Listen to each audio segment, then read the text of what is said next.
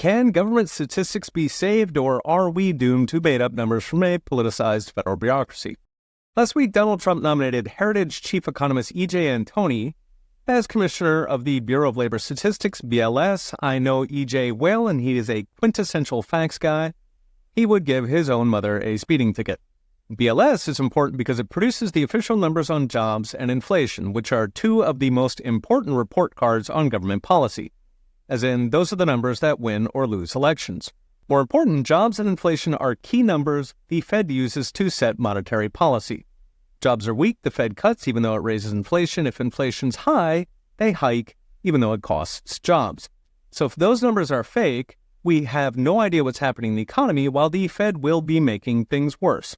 EJ's nomination was in response to a massive revision at BLS that canceled 1/3 of all job creation this year, and follows years, actually decades, of crap numbers from BLS.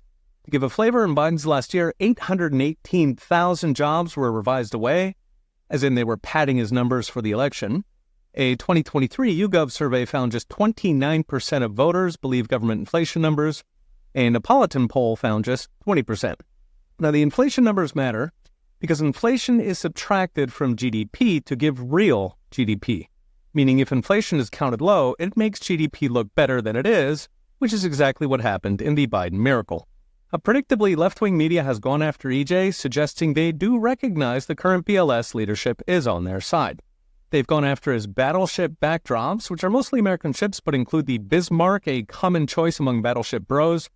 But the biggest they've gone after is his suggestion BLS should stick with more accurate quarterly job numbers until it fixes the broken monthly numbers.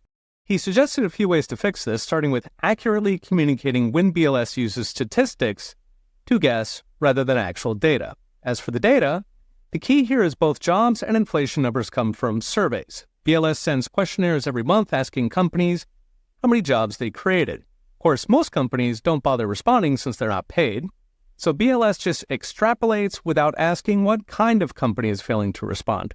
On inflation, it's even worse. BLS literally sends junior staffers shopping 3 times a month and extrapolates, meaning a huge chunk of the consumer price inflation, CPI, is imputed. They guessed it. Contrast to these 1800s methods, Truflation tallies prices across the economy to the day. GasBuddy crowdsources gas prices to the minute. Now, fixing both would be easy. Companies could be paid or get a deduction for providing jobs numbers. The BLS could contract with Walmart or Amazon to get real-time data. Housing could replace today's bizarre lagged owner-equivalent rent with actual numbers on home prices and mortgage rates, both of which are widely available. So what's next? Brought to you by I Trust Capital. EJ's odds on prediction market Kalshi are currently running 50-50, with Democrats, of course, doing their best to keep BLS in the family. He needs Senate confirmation, which has 53 Republicans, so it will come down to rhinos, which is why the media is going after battleships. If we get an actual numbers guy in the BLS, it would go a long ways to rebuilding Americans' trust in statistics, as well as the Fed's ability to make decisions on actual data instead of bureaucratic hallucinations. Okay, we'll be watching. See you next time.